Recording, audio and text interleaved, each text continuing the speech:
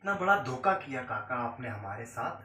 हाँ, मेरे पापा के साथ, जबकि मेरे पापा की 50% ओनरशिप थी उस बपोद्रा चौल में, जो कि आपने धोखे से छीन ली काका। छीन नहीं ली है।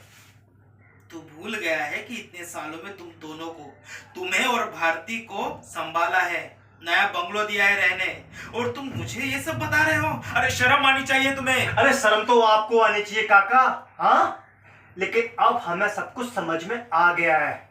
अरे इतने वर्षों तक आपने हमको उस बपोद्रा चौल की बिल से अंधेरे में रखा, धोखे में रखा। और बेचारी मेरी भोली माँ, वो तो आपको इतना महान इंसान समझती है।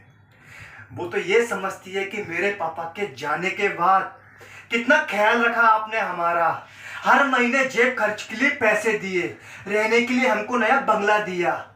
लेकिन उसे नहीं मालूम कि आपने बपोद्रा चौल के बिल से हमको वंचित रखा है, धोखे में रखा है।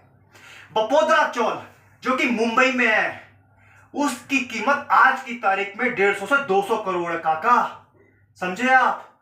और इस हिसाब से मेरे पापा के हिस्से में 50% आएगा, जो कि आपने हमको नहीं बताया और धोखे में रखा। तो मतलब कि आपने 100 करोड़ रुपए मेरे पापा के हिस्से के धोखे से छीन लिए, समझे आप। ए सनी, ये मत भूलो कि मैं तुम्हारा काका हूं रिश्ते में। अरे जबान संभाल कर बात कर, बड़ा हूं मैं अब हमारे बपोद्रा परिवार में। अरे बड़े होकर भी आपने इतनी गिरी हुई हरकत की, हाँ, शर्म नहीं आई आपको।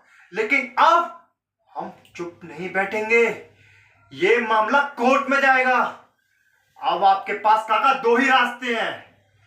या तो आप मुझे लिखित में दीजिए कि आप हमको बपोद्रा चौल की 50% ओनरशिप देंगे, या कोर्ट के धक्के खाने के लिए तैयार रहिए, समझे आप।